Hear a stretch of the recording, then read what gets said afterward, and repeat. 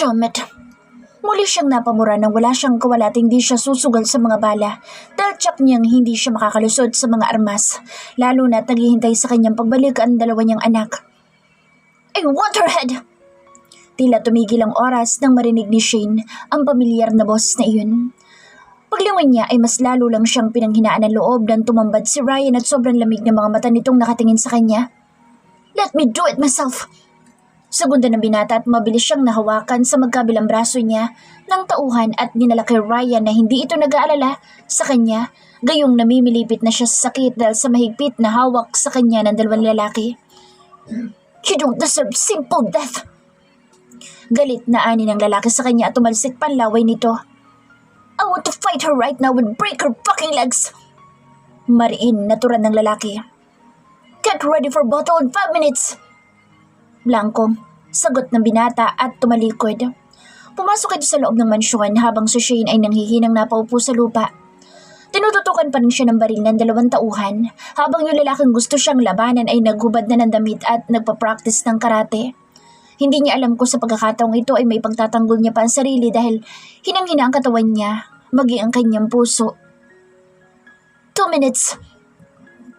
Napaluhan ng tuluyan sa Shane nang marinig ang pagbilang ng isa pang tauhan hanggang sa itinayo siya ng 2 lalaki at kinaladkad papasok sa loob ng mansyon. Pababa sila hanggang sa nakarating sila sa basement. Nagtatakang napalibot ng tingin si Shane dahil hindi niya malaman kung ano nangyayari. Tayo! Sigaw sa kanya na lalaking gusto siyang labanan at agad niyang sinunod ang sinabi nito. Boss, I changed my mind. I have a suggestion that finds more exciting. Napalingon si Shane sa lalaki at nakatingin rin ito sa kanya na may naglalarong kademonyohan sa mga mata. Spill it! Walang buhay na sagot ng binata at napalingon si Shane sa paligid pero hindi niya makita si Ryan. You have to pick which one is better. Una, ikaw ang lalaban sa babaeng ito o igagangbang namin lahat ang babaeng ito? Hindi. Pumiyok ang boses ni Shane sa sinabi ng lalaki. Mas okay na siya na sila maglaban ngunit ang igangbang siya ng mga ito ay hindi niya kakayanin. Ilan silang lahat? 6 na tauhan ang mga nakapalibot at meron pa sila sa gilid ng mga pader. O ang magpatayan sila ng ama ng anak niya. Request accepted. Tila sinakluban si Shane ng langit at lupa sa naging sagot ng binata. Sunod-sunod na ang kanyang pagpatak ng kanyang mga luha, lalo na nang tumambad na sa kanya ng tuluyan si Ryan. Hindi niya mabasang iniisip nito dahil sobrang blanko ng mukha nito na animoy isa siyang mortal nitong kaaway. Oh, just the first one. I'm gonna kill her in my own hands. Napakagat sa ibabang labi ang dalaga at malakas siyang itinulak palapit kay Ryan hanggang sa napaluhod sa sarap nito. Nakaupo sa parang haring upuan si Ryan at may hawak itong baril at itinutok sa mukha niya. As I said earlier, I don't want a simple that. It doesn't suit her. Mariinaturan ng lalaki. Hindi kumibo si Ryan at basta na lang siyang hinawakan sa leeg at humigpit iyon. Fight me? Or I'll kill you slowly. Hamon sa kanya ng binata at nangingilid na naman ng tubig sa kanyang mga mata. I love you so much, Shane. At kung magiging magkaaway tayo sa inaharap, hindi kita lalabanan, baby. Hindi. Sunod-sunod na pumatak ang kanyang mga luha nang maalala ipinangako sa kanya ng binata. Pero heto sila at nakatakdang magpatayan. Please, take care of our children and take care of yourself. I love you, baby.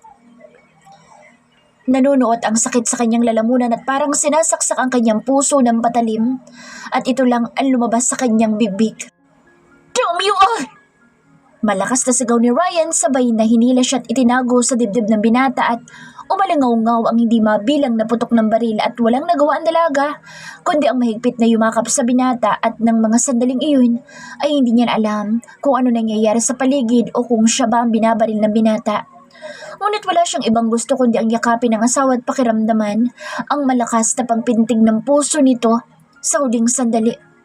Hanggang sa tumigil ang putukan at naramdaman niyang napaupo sila sa sahig. You're safe now, baby. Nanginginig ang boses ni Ryan at mas lalong nanginginig sa Shane Nang inangat niya ang mukha nito at halos nanlalabo ang paningin ng dalaga, dala ng kanyang mga luhang walang tigil sa pag-agos. Pinahiran ni Ryan ang kanyang mga luha at dahan-dahan siyang napatingin sa paligid at lahat ng tauhan ay naliligo na sa mga sariling dugo. Muli siyang napatingin kay Ryan at hindi makapaniwalang umiti lang ang binata sa kanya, na ngayon ay nangingilid na rin ang mga luha.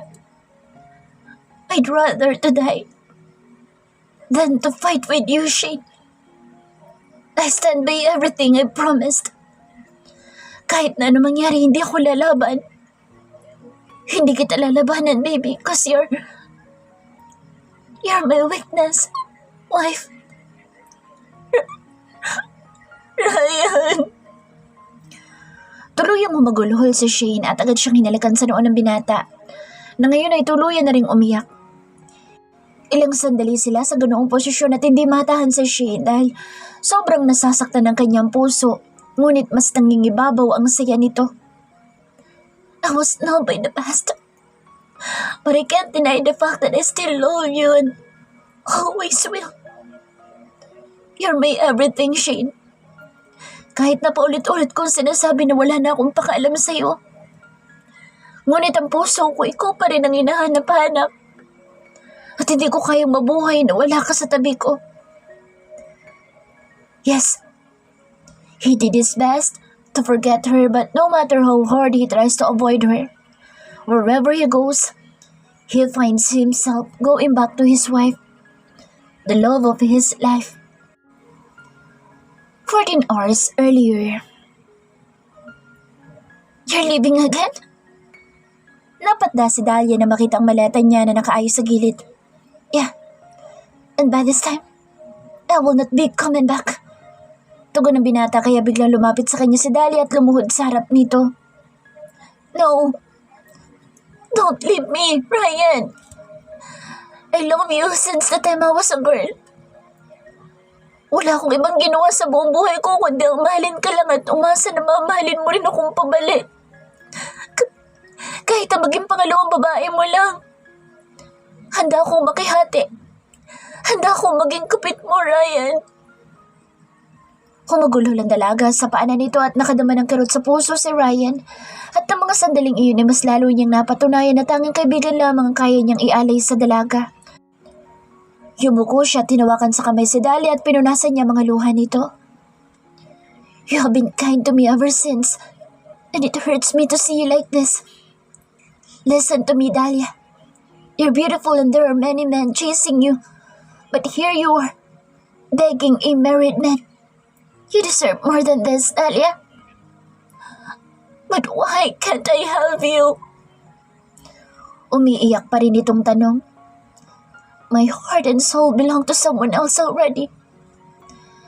I belong to my wife.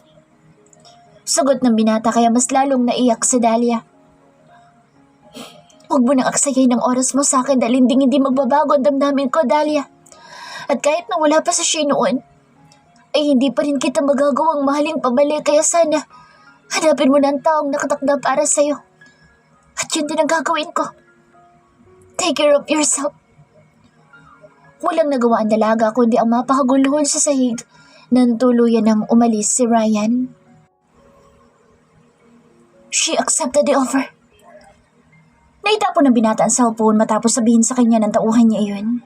Palihim niyang pinababantayan ng mag-iina niya matapos na umalis sa mansyon. Wala siyang alam noong gabing umalis sa mag-iina niya dahil nagtiwala siya sa 7 bantay. Pero nang magising siya kinabukasan ay lahat ng mga tauhan ay mahimbing na natutulog at alam niyang kagagawan lang din iyon ni Shane. Nang gabi ding iyon ay nagplano siya kung paano matutulungan ng asawa niya na makaligtas silang parehas. Gumawa siya ng paraan upang maka-attend sa party na hindi nagdududa si Rafael. Simula kasi nang bumaba siya sa pwesto ay hindi na sila nag-uusap ni Rafael. Kaya magtataka ang mga ito kung basta-basta na lang siyang magpapakita. Kaya nag-offer siya ng proposal na alam niyang magugustuhan nito at agad namang tinanggap ng lalaki ang project proposal niya at ng gabi ding iyon ay hindi na siya pinaalis ni Rafael para sa paparty nitong gagawin kinabukasan. Palihim niyang sinusubaybayan ang dalaga nang makita niya itong pumasok sa mansyon. Bilang isang dating pinuno ay responsibilidad niya ipagtanggol din ang bagong leader dahil isa iyon sa batas nila. Kaya sumakay siya sa sitwasyon. Igagangbang namin ang babaeng ito. Nagtagis ang bagang ni Ryan sa narinig mula sa kanang kamay ni Rafael at hindi niya hahayaan na mangyari iyon. Kaya walang awa niyang pinagbabaril ang mga grupo upang maprotektahan lamang ang kanyang asawa. Pagkalabas nila sa basement ay nadatna nila ang ibang tauhan ni Rafael na patay na rin sa gilid ng pader. We arrive on time, boss. Tumango si Ryan at nagpasalamat sa mga backup niya kaya naubos ang mga kalaban at pagkatapos ay pinasunog niya ang mansyon ni Rafael dahil nandoon din sa basement ang mga droga na niluluto ng mga ito. At agad siya nagpatawag ng pulis at may iniwan siyang tauhan na magsisiwalat ng lahat. Isang malalim na buntong hininga ang kanyang pinakawalan. Wala siyang pinagsisisihan sa naging desisyon at gagawin niya ang lahat para sa pamilya niya. Napangiti siya habang pinapanood ang kanyang mga anak na masayang naglalaro sa maliliit na hampas ng alon. Ito na yata ang pinakamasayang araw na nangyari sa kanyang buhay. Baby? Napatingala ang binata at mas lalong sumilay ang matamis niyang ngiti nang pumulupot ang kamay ni Shane sa kanyang balikat at agad niyang hinapit ang bawang nito at pinaupo niya sa kandungan niya. You're so beautiful, wife. Nagdinig ang kanyang mga mata habang nakatingin kay Shane. Sinukbit niya ang ilang hibla ng buhok nito at inipit sa punong tenga. Nagkatinginan silang dalawa. Hindi maikakaila ang pamumuo ng kanilang mga luha. Hanggang sa unang pumatak ang luha ng binata. Maraming panahon at pagkakataon na nasayang, Shane. Pinapangako ko sa oras na ito na kahit na ano mangyari sa mga susunod na araw at taon, hindi ko na paiiralin ang ego ko at palaga akong magpapakumbaba. Para sa'yo. Dahil ilang taon na lang at baka mamatay na ako. Gusto kong baunin ang nalalabi mga araw natin. Ano bang sinasabi mo? 38 ka pa lang naman eh. Ang bata-bata mo pa. Marami pang taon na maghihintay sa atin at ang mga anak natin. Naluluhang napatingin sila sa dalawa na masayang tinatamasa ang pagiging bata. Magkakaroon pa tayo ng mga apo hanggang sa maabutan pa natin ang mga apo natin sa tuhod. Wika ni Shane at pinahid ang kanyang mga luha. Pagtingin niya kay Ryan ay nakatingin din ito sa kambal at agad ay muling napatingin sa kanya. Nagiging emosyonal lang ako, baby. Hindi ko akalain na darating pa ang araw na mabubuo tayong muli. 12 years? For fucking 12 years, nasayang ang buhay ko. Hinawakan ni Shane ang mukha ni Ryan at hinalikan niya ito sa labi na agad namang tinugo ni Ryan. Hinahagod niya sa likod ang asawa at palalim ng palalim ang kanilang halikan nang tumakbo sa kanila ang kambal kaya napakala sila sa isa't isa. Si Shane na medyo nahiya sa mga anak niya at si Ryan na napakamot sa batok. Magkakahawak kamay silang bumalik sa cottage nila dito sa Batanes. Pag-aari ni Ryan ang resort at ipinangalan niya ito sa kanyang mga anak. Noong nandoon pa siya sa Paris, nauna niyang maalala ang lahat at malaman niyang tunay niyang anak ang kambal ay agad niyang inayos ang papeles upang matransfer niya agad at maging secured ang buhay ng mga ito. Lahat ng yaman niya ipinaghati-hati na niya sa mag-iina at may abogado din siyang kinuha na kung ano man ang mangyari sa kanya ay ang abogado niya ang bahala sa lahat. Did we interrupt your honeymoon moments? Napahigpit ang hawak ni Ryan sa kamay ni Shane nang maabutan si Matthew at Ray sa loob ng room nila. Who are they? Tanong ni Camila habang si Cassandra ay masama ang tingin sa dalawang lalaki. Tinawag ni Ryan ang yaya ng dalawang bata at pinasamahan niya ang mga ito sa labas. What are you doing here? Kunuto ang tanong ni Ryan na hindi binibitawan ng kamay ng asawa. We should ask you that. What the hell are you doing, Ryan? Have you forgotten? Shane is my wife. Mariin niyang turan sa pinsan dahil kahit na anong sabihin niya ay saradong utak nito at pilit na pinaghihiwalay sila. How many times do we have to remind you? Bigla siyang nakalapit kay Matthew na magsalita ito at agad niyang kinuwelyuhan ng lalaki. Kung makapagsalita ka, kala mo hindi ka nabaliw sa asawa mo dati ah. Kahit harap-harapan mong nakita na nauulol si Aryan kay Steve, pero ipinaglaban mo pa rin. Nakalimutan mo na bang naging gago ka rin dahil sa babae?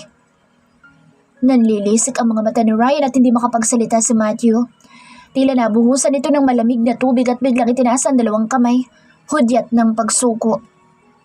Pabalang niyang itinulak si Matthew at pagkatapos ay lumabas ito habang si Ray ay masama ang tingin kay Shane kaya hinapit ni Ryan sa bewang ang asawa. Umalis ka na, Ray, at huwag na magpapakita pa sa akin. Kung sisindakin mo lang naman ang asawa ko at ako makakalaban mo. Pagbabanta niya kaya tumawa nang aasar si Ray, ngunit hindi maitago ang pagkapiko nito. So, papatayin mo ako dahil lang sa babaeng yan? Matatakot na ba ako simula ngayon ha, Ryan? Pangasar pa rin na lalaki. Ilang sandali na hindi nagsalita si Ryan at tinitingnan lang ang pinsan hanggang sa lumapit siya dito at nagsukatan sila ng titig. Hindi mo pa naranasang magmahal, Reynaldo, kaya hindi mo ako maiintindihan. Kapag tumibok ang puso mo sa babae, lahat gagawin mo kahit masama man o mabuti. Alang-alang sa pinakamamahal mo. Tinatanong mo ako kung kaya kitang patayin? Yes, kayang-kaya. At hindi ako magdadalawang isip na makulong, maprotektahan ko lang ang asawa ko sa mga taong kagaya mo. Pinsan kita, at simula pagkabata ay magkasangga na tayo, Ray. Pero sana'y maisip mo na darating ang panahon na hindi ikaw magiging priority ko at masaktan ka na kung masasaktan. Pero mas importante sa akin ang pamilya ko, ang asawa ko. Kung papipiliin mo ako sa inyong dalawa, of course, pipiliin ko ang asawa ko. Asawa ko eh. Hindi ko pakakasalan kung hindi ko mahal at kahit nahusgahan pa siya ng mundo, mananatili ako sa tabi ng asawa ko. Mabuti man siyang tao o masama, mamahalin ko pa rin siya at sasamahan sa lahat ng oras. Shane is my wife at mahal na mahal ko siya higit kanino man. Ngayon lumabas ka na ng room at umalis sa teritoryo ko dahil hindi ako magdadalawang isip na barilin ka at itapon sa dagat. Napapailing-iling si Ray at hindi siya makapaniwala sa pinsan niya. Gayon pa may tumalikod na ito at umalis. Ryan, hindi mo dapat ginawa yun. Nasasaktan si Ray. Kahit papaano pinsan mo pa rin yun.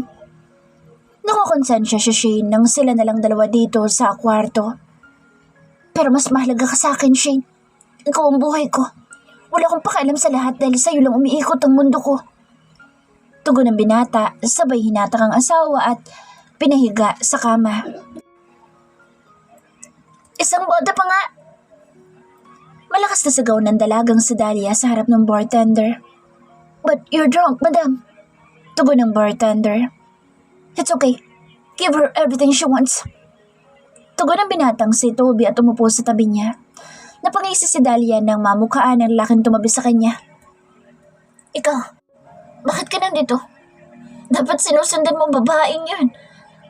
Baliw na baliw ko sa Shane yun, di ba? Dapat sinisira mong buhay niya para bumalik sa akin si Ryan. Ani ng dalaga, ngunit dahil malakas ang ikay sa club, ay hindi alintana ang malakas niyang boses.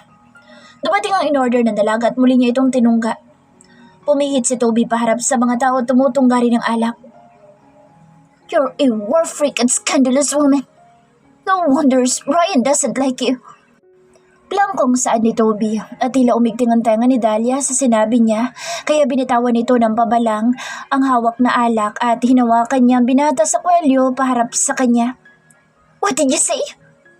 Naniningkit ang mata ng dalaga dahil hindi niya palalagpasin ang kabastusan na lalaki ito. Tumingin sa kanyang pabalik si Toby at ito ang kauna-unahan na magharap sila ng malapitan. Guwapo din palang mukong na to. Sa isip-isip ni Dahlia ngunit hindi magbabago sa kanya ang pambabastos nito sa kanya. Ang sabi ko, mas maganda sa'yo si Shane ng 10 beses. Kaya siguro hindi ka magustuhan ni Ryan. Ngumisi pa si Toby na halatang nang-aasar. Siguro nga, saka hindi ko rin masisisi si Shane kung hindi ka magustuhan dahil nakakasuka mukha mo. Para kang delivery boy ng tubig ni Ryan. Balik na ganti ng dalaga kaya nawala ang isi sa labi ni Toby at tumigting ang panga nito. Nakatitig ito sa hawak na bote. Halatang hindi nagustuhan ang sinabi ni Dahlia. Matanong nga kita, nakascore ka ba sa babaeng yun? Muling napatingin si Toby sa kanya na kunotong noo. Maya-maya pa'y nagsalita ito. I respected her and... Wait ka pala eh! Tumawa ng malakas si Dahlia. Kaya mas lalong napikon si Toby. Humigpit ang hawak niya sa bote at konti na lang ay tatamaan sa kanyang babaeng ito. Si Ryan nga kahit hindi niya ako totally na minahal, may nangyari sa amin. Kahit 1 beses, at least nakascore ako. Eh ikaw, nagmukha ka lang aso na sunod-sunuran. Kawawa ka naman bakla ka. Bye sis. Pangasar ni Dahlia at tinapik ang balikat ni Toby at tumayo si Dahlia at nakisali sa mga grupo na nagsasayawan sa gitna. Naitapon ni Toby ang bote sa gilid dahil talagang napiko na siya sa babaeng iyon. Magmula na maging close niya sa Shane itong mga buwan lang ay hindi na siya tumikim ng ibang babae. Talagang nahulog ang loob niya sa dalaga kaya ang makita lang ito ay sapat na sa kanya at wala siyang ibang ginawa kundi ang protektahan at pasayahin si Shane sa abot ng kanyang makakaya. Pero heto siya ngayon sa bahay aliwan at nagpapakalunod sa alak habang ang babaeng halos sambahin niya ay masaya na sa lalaking totoo nitong minamahal. He admits he feels betrayed pero wala siyang magagawa at ayaw niya ring guluhin ang bagong buhay ni Shane. Kahit naiinggit siya kay Ryan ay ayaw niyang gumawa ng hindi maganda. Alang-alang sa mag-iinang minsan niya na ring minahal. Napatingin siya sa kumpol na nagsasayawan at nangunguna si Dahlia na tinataas pa ang bote ng alak. Binigyan siya ng stick ng sigarilyo ng bartender at hinit-hit niya iyon. Habang nakatingin sa dalaga, napailing siya nang may kahalikan si Dahlia na kapwa babae. Aaminin niya maganda rin ang dalaga. Morena ito kumpara kay Shane at ayaw niya sa mga morena. Sa madaling salita, ayaw niya kay Dahlia. Maya-maya pa hinatak si Dahlia ng isang lalaki at pinahiga sa lamesa.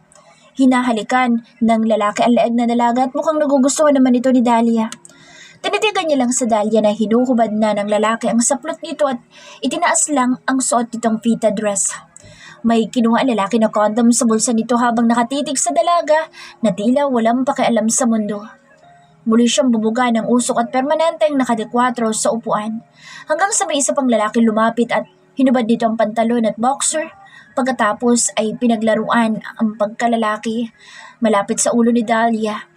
At eksaktong nagangat ng tingin ng dalaga ay tumambad sa kanyang alaga ng lalaki at hinawakan ang kanyang ulo. Kaya agad siyang umiwas na parang naglaho ang alak sa katawan ng dalaga at nagpupumiglas na ito. Hinawakan rin sa lalaki ang binti niya at pilit na pinaghihiwalay ang kanyang mga hita. Ryan! Sumigaw ang dalaga at sabay na humagulhol ng iyak kaya umigting ang panga ni Toby at kahit wala siyang pakialam sa babae, ay natagpuan niya na lang ang sarili na binubugbog niya ang dalawang lalaki at may lumapit na bouncer at hinuli ang dalawang lalaki. Napatingin siya kay Dahlia na umiiyak pa rin at halos lantad na ang hubad nitong katawan dahil natanggal na ang panty nito at sira-sira pa ang bra. Shit! Napamura na lang sa sarili si Toby at tinanggal niya ang suot niyang t-shirt at isinuot niya ito sa dalaga na hindi naman pumalag. Pagkatapos ay dinala niya ito sa suite niya sa itaas, dito lang din sa bar. Ano bang ginagawa mo sa akin? Nagpumiglas si Dahlia ng mahimas-himasan at sobrang likot nito. Habang paakyat sila sa room at nang makapasok ay basta niya lang itinapon si Dahlia sa kama. Wisit ka ha? Reklamo ng dalaga na muntikan pa siyang gumulong at mahulog. Mabilis siyang tumayo tinubad ang t-shirt na sinuot ni Toby. Nang mapansin niyang hindi iyon kanya. What the fuck are you doing, woman? Tumaas ang boses niya nang itinapon ng dalaga sa mukha niya ang t-shirt niya. Sino ka sa tingin mo para isuot sa akin ang damit na iyan? Malay ko ba kung may sakit ka sa balat at mahawaan mo pa ako? Maarteng sagot ng dalaga at pinagpagan pa ang katawan nito na tila hindi alintana kung makikita ito na lalaki. Imbis na maakit si Toby sa magandang hugis ng katawan ng dalaga, ay mas lalong uminit ang ulo niya dahil pagkatapos niyang iligtas ang babae mula sa kapahamakan ay ito pa ang igaganti sa kanya. Tumabig ka taalis ako dahil hindi ko kayang makita ang mukha mong iyan. Mas lalo mo lang pinapaalala sa akin ang pagmumukha ng Shane na iyon. Asik pa ni Dahlia at dumaan sa harap niya at pilit na binubuksan ang pinto. Alis ka ng ganyan ang tsura mo. Kunin mo yung damit ko at suot mo dyan. Kung ayaw mong magpiestahan ng mga kalalakihan sa labas. Nanggigil pa si Toby dahil kahit sobrang sama na ugali ng babae nakuha pa niyang mag-alala. Ibala na lang. Mas gusto ko pang pagpiestahan ng mga lalaki sa labas kaysa makita ang pangit mong pagmumukha.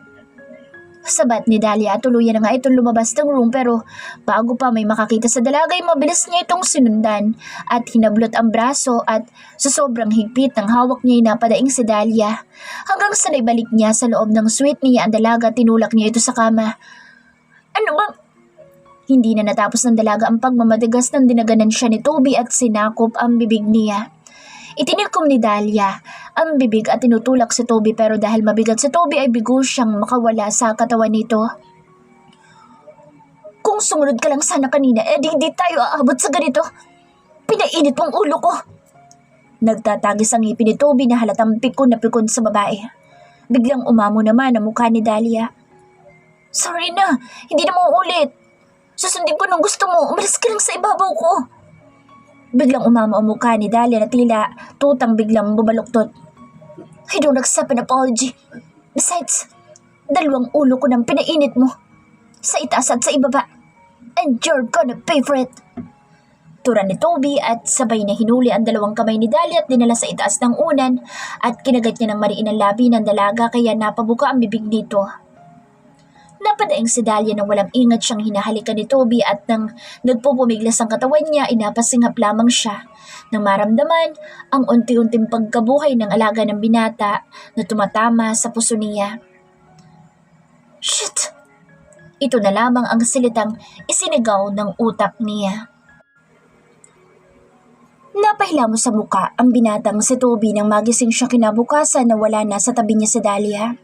Napansin niyang iniwan itong sulat at napangiti siya nang sinabi nitong pinakialaman nito ang kanyang damit sa cabinet. Ngunit naikuyom niya ang papel at nawala ang ngiti niya sa labi nang sinabi rin ni Dahlia na ituring na lang na isang bangungot ang nangyari sa kanila. Naligo siya at lumabas ng bar. Tinawagan niya si Shane para kumustahin ito at tamang-tama dahil nandoon na umano ang mga ito sa makiling. Biniyahin niya ang ilang oras hanggang sa nakarating siya sa mansyon ni Dahlia.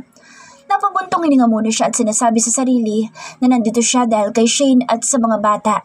Yun lang. Shane? Tawag niya sa gate at lumabas naman si Shane at masaya siyang tinanggap at pinapasok sa loob ng bahay. Akala ko ba'y maayos na kayo ni Ryan? Bakit nagtatrabaho ko pa rin kay Dahlia? Kunot noon niyang saad. Napangiti naman si Shane at agad na sumingit ang 2 bata at si Ryan na masama ang tingin sa kanya. Hindi niya nalang pinansin si Ryan at nag-focus siya kay Shane. Hindi na ako nagtatrabaho kay Dahlia dahil nagkabalikan na kami ni Ryan. Narito lang kami sa mansyon dahil ito ang hiling ni Dahlia. Sagot ni Shane na agad namang nagsalubong ang kilay ni Toby. Anong ibig mo sabihin? Tumawag sa akin kanina ng madaling araw sa Dahlia at nakausap na kung pwede kami na muna magbabantay sa mansyon niya hanggang hindi pa naayos ang papeles. Balak niya ibenta ang mansyon kay Ryan dahil kilala na niya si Ryan. At mahalaga daw sa kanyang mansyon dahil pumana pa ito ng angkat. Tell me, what the hell is going on? Medyo lumakas ang boss ni Toby na agad namang sumingid si Ryan. Don't yell at my wife, you fucking bastard! Masamang pagbabanta ni Ryan kay Toby pero lalo lang sumama ang mukha ni Toby at sinalubong ang tingin ni Ryan. Agad namang ginagap ni Shane ang kamay ng asawa at sinabihan na ayos lang. Lumipad na kanina patungo America sa Dahlia at doon na daw siya maninirahan. Pagpapatuloy ni Shane, kay bilis ng ihip ng hangin, kasing bilis ng pagbago ng mood ng binata. Bigla niyang naalala ang mainit na pinagsaluhan nila ni Dahlia kagabi at ilang beses niyang inangkin ang dalaga. Alam mo bagay kayo ni Dahlia, bakit hindi mo nalang ligawan? Mungkahi ni Shane. She's not my type. Cold niyang sagot sabay na bumuntong hininga. Ang galit nitong itsura kanina, ngayon ay blanco na at tila walang pakialam sa mundo. 2 years later. Tita Sheila, pakaayos naman ako ng panyo ko sa likod. Paglalambing ni Cassandra sa babae at agad naman itong sununod ang hiling niya. Napakaganda mong bata, Cassandra. Tsaka marami maliligaw sa'yo kapag ganap ka ng dalaga. Ngumiti lamang si Cassandra sa babae at nagpasalamat ito. Naiwan naman si Sheila sa kusina at pinagpatuloy ang pagbibake ng cake. Samantalang abala naman ng mga kasambahay sa paghahanda para sa kaarawan ng bunsong anak ni Ryan at Shane na si baby John Albert. Nasundan pa nga ang kambal at sobrang ikinasaya ng pamilya nila ang pagdating ni baby Albert sa buhay nila. Baby, pupunta kaya ang kapatid mo? Tanong ni Shane sa asawa. Umiling lamang si Ryan sa asawa at hinapit ito sa bewang. Noong 1 taon pa kasi nakalaya ang kapatid ni Ryan dahil binawi ni Shane ang sentensya nito at tuluyang nakalaya. Ngunit hindi naging madali ang relasyon nila bilang maghipag. Dumoble yata ang galit ng kapatid ni Ryan sa kanila nang mamatay rin ang nanay ni Ryan noong 1 taon. Hindi naman pinipilit ni Shane ang sarili sa sister-in-law niya, ngunit umaasa siya na magiging maayos din ang lahat. Kalong niya ang bunso habang yakap naman siya sa likod ni Ryan. Napabuntong hininga si Shane habang tinatanaw ang kambal na busy sa tablet ng mga ito. Habang nagdadalaga ang mga anak niya ay mas lalo niya nagiging kamukha ang mga ito. Ubod ng ganda lalo na sa Cassandra na nakuha yata sa kanya ang pagiging royal blood. Dahil madapuan lamang ito ng sikat ng araw ay namumula na ang balat. Parang kailan lang at magtatapos na ang dalawa sa high school sa susunod na taon. Gusto nga ni Ryan na lumipat na sila ng bahay dahil malapit na rin matapos ang mansyon na pinapatayo nila. Dito lang din sa probinsya. Pero nakiusap pa si Dahlia na kahit ngayong taon na lang ay bahayan muna nila ang mansyon nito. Hindi kasi natuloy ang pagbebenta nito ni Dahlia dahil napagdesisyonan nitong uuwi din sa Pilipinas at dito na lang manirahan. Nakakatawa nga dahil naging close sila ni Dahlia nitong mga huling buwan. Kahit sa cellphone lang sila nag-uusap. Sumikat pang lalo si Dahlia sa modeling at laman siya parati ng mga magazines. Minsan gusto niyang tanungin ang love life nito ngunit batid niyang umiiwas si Dahlia sa ganoong bagay. Pero sa tingin niya ay masaya naman si Dahlia at siguro ay gusto pa nitong mag-enjoy sa pagiging single. Si Toby naman ay masaya na sa buhay at madalas ay binibisita sila dito. Naging magkaibigan na rin si Toby at Ryan at wala nang inggitan at selusan sa kanilang dalawa. Halos perfect na ang buhay ni Shane at wala na siyang mahihiling pa. Siguro, kung may gusto man siya ngayon ay ang madalaw si Cardo sa Maynila at magkaayos na si Ray at Ryan. Nabalitaan niyang single pa rin si Ray ngayon at kasalukuyan itong nagpapatakbo ng kumpanya nito. Palagi nga lang laman ng mga balita si Ray dahil madalas itong napapaaway sa mga bar na pinupuntahan nito. Si Matthew naman at ang asawa ay masaya pa rin na nagsasama at madalas rin silang pumupunta dito sa mansyon kapag may handaan. At ngayong linggo nga ay bibisita ulit ito dito ang mag-asawa para sa nalalapit na fiesta.